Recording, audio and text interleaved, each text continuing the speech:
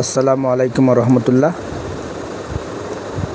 মসজিদে হেরাম এই পবিত্র জায়গায় নামাজ পড়ার জন্য কার না ইচ্ছা করে।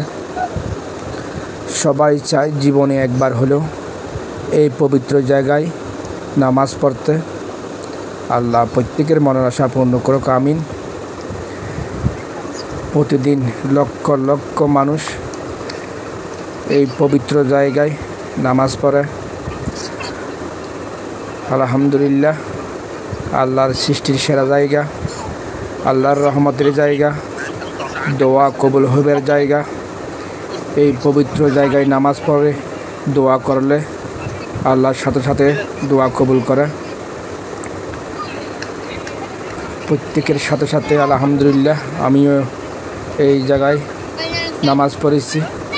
সেই নামাজ পড়ার সুযোগ করে দিয়েছেন মহান রব্বুল আলামিন, মহান আল্লাহ। উনি না চাইলে আমি কোনোদিনও এই পবিত্র জায়গায় যেতে পারতাম না।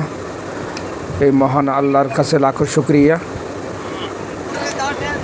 দেখুন কত সুন্দর জায়গা, নারী পুরুষ একসাথে এই জায়গায় ভেদাভেদ ভুলে চলাফেরা করে এবং ভিতরে কাবা শরীফ, এই পবিত্র কাবা শরীফে তোয়াফ করে, উমরা করে। আল্লাহ প্রত্যেক হাজিদের মনের আশা পূর্ণ করুক, আমিন। এবং এখনও পর্যন্ত যারা যেতে পারে নাই, মহান আল্লাহ যেন প্রত্যেক মুসলমানকে জীবনে একবার হলেও হজ্জ বাইতুল্লাহ নসিব করে, উমরা নসিব করে, মক্কা মদিনা জিয়ারতের উদ্দেশ্যে যেতে পারে।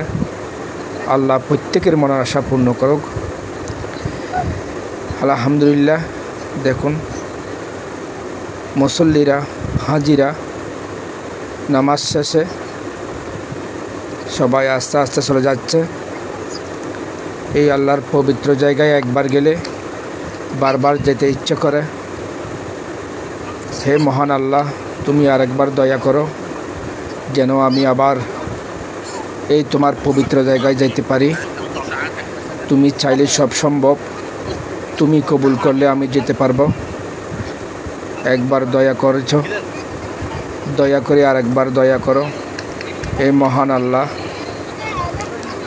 এত সুন্দর এত পবিত্র জায়গায় যাওয়ার ইচ্ছে বারবার হয়।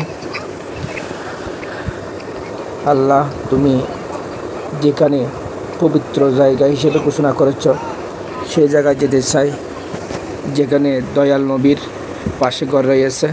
সুবহানাল্লাহ।